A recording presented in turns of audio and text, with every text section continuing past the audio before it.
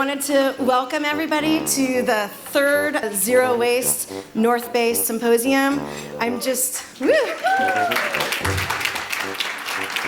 It's great to see so many people here today, all with huge smiles on their faces, ready to talk about trash. It's awesome. It's so nice to see this full room. It's so inspiring. We are all at the forefront of this movement, and it's a really exciting time. So thank you all for being here. Hi, my name is Lily. I'm a senior at Elmo. I've been working really hard to get composting running at El Molino this year with a team of students rotating bins and working together to make it happen without any staff support. It's been really cool to see how we can come together as young people to work hard and reduce our food waste. But I want to step back a moment. In the city of Petaluma, we actually have been doing some amazing things over the last few months. And we've done it because the community has stepped up. The community has showed up, they have organized, and they have insisted that we as policymakers take some significant action. And it's thanks to that simplicity that we also found time to read books and watch documentaries on environmental issues, which made my husband and I sad thinking about the future that we as parents were creating for our children. And that's what gave us the motivation to change. So at first we watched our energy consumption, then water consumption, and then I started questioning our trash. And in trying to find ways to reduce it, well, one day I stumbled upon the term zero waste. These very same materials that we use tremendous energy, time, and resources to make, and within moments they become useless. Are we the kind of society to be so careless with our precious resources and leave a grand legacy of wastefulness? The resolution, just in summary, has 3 goals.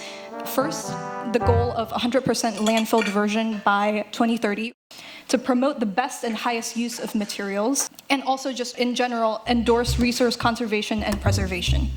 So my goal has been to introduce composting and recycling into every event in the North Bay. So what I do is I work with every event coordinator and I talk to them about, okay, well, what are you gonna have there? And then I tell them, don't have that. And then I tell them to send out emails and encourage people to bring their own cups. I actually brought the signs. You wanna see one? This is my favorite sign, right here. This sign tells people that all your food waste can go in the compost. This sign tells people that soiled paper towels can go in the compost.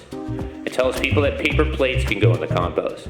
I designed these signs specifically with the kind of things that you're gonna see at events. Well, they showed up every Thursday night as volunteers, and they sat at all the waste stations, helped people sort in their correct bins, educated, and were a great face for greening those concert events. And when we came to Sebastopol and we went to the farmers market for the first time, we were like, wow, this market's so cool. They're sorting out their compostables and their recyclables, and you can tell people really care. Why are there plastic and bioplastic forks? So after the study session, I came up to Sunny and I was like, you know, this wasn't really my goal, but I have this idea and I've kind of kicked it around and I haven't been able to gain any momentum. What do you think about getting metal utensils at the farmer's market? And Sunny was like, oh, I think that's great. Like, let's do something about it. Yes.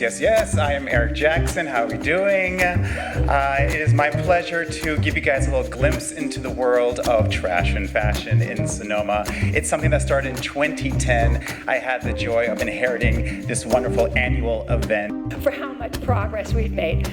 I've been at this 18 years and I never thought we'd get to this stage, and it's just throbbing with excitement and opportunity. And each year we recover food that would go to waste, turn a food waste problem into a food access solution. So I'm sure many of you are aware, we have a huge hunger issue here in Sonoma County. I find it rather ironic. We're in such a diverse, rich agricultural region, but many people face the threat of hunger every month. And yet over 45 tons of food are going to our waste stream. And our first step is our countywide food recovery program. So through that program, we rescue excess fresh food from any Marin business or school and any type of food. And we immediately deliver that food to our safety net partners serving our most vulnerable children, adults, and families 365 days a year and free of charge. One of the many things that I've been working on is simply doing more. He's a very, very special volunteer. He works full-time, goes to school full-time, plays in a band, and he volunteers. To me, he's hope for the future. So I wanted him to present on that. We started with a letter to Cal Dooley, the president of the American Chemistry Council, the people that make plastics, and said, you're creating a whole lot of problems for people all around the world. We would like to find ways to work with you to do a better job of recycling all these materials that you make. But if you don't do it, we're prepared to spend $1 million of our own money putting a ballot measure on the next general election, which would be 2020 in California, that would seek to ban single-use plastics in the state.